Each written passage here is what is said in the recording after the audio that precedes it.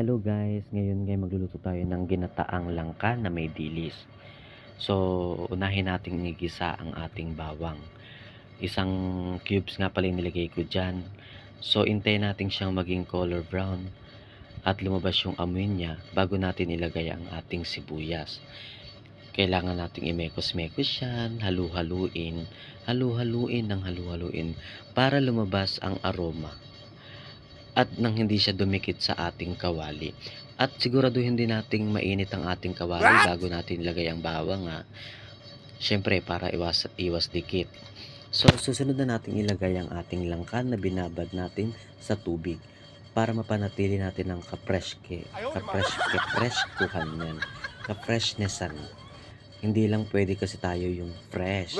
Kailangan syempre yung mga kinakain natin fresh din. Good for the health.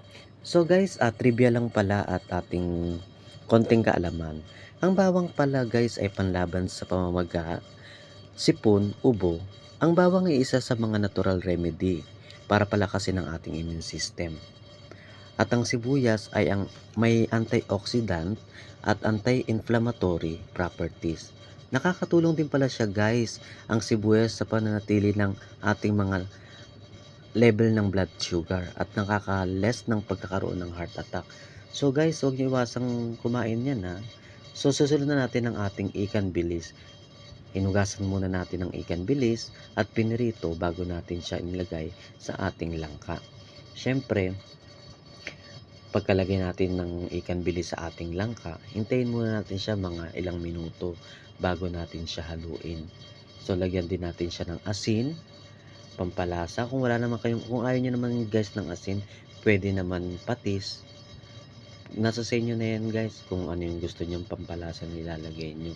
Syempre kailangan nating i-stay siyang for a while para maluto. Syempre ang atang paboritong ketchup rasa or magic sarap sa Pilipinas. Syempre, nakasanayan na ng nating mga Pinoy yan na maglagay ng pampalasa sa ating mga niluluto.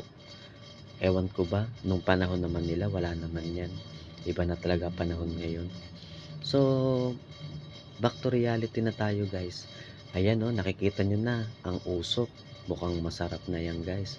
Syempre, halu-haluin natin yan. Halu-haluin ng halu-haluin. Parang yung nagsisemento ka ba? Yung naghahalo ka ng semento. Syempre guys, isusunod na natin dyan ng tubig para lumambot o mababad yung ating langka sa tubig. Yung tubig na nilagay ko dyan guys, isa't kalahating cup na tubig. Siyempre, hintayin natin siyang kumulo bago natin ilagay yung gata na may sili. Yan yung kakanggata guys na nilagyan ko na agad ng sili yan guys. Optional lang naman kung ayaw nyo ng sili. Nasa sa inyo naman yun guys. Kung gusto nyo ng sili o hindi. Kung gusto nyo naman, i-separate nyo na lang yung sili para makain ng mga bata. Ayan guys, syempre, halu-haluin nyo lang siya at hintayin yung maluto. Ayan guys, tingnan nyo, ang sarap-sarap po. Ang sarap-sarap tingnan. Ang sarap niya sa kaning bahaw.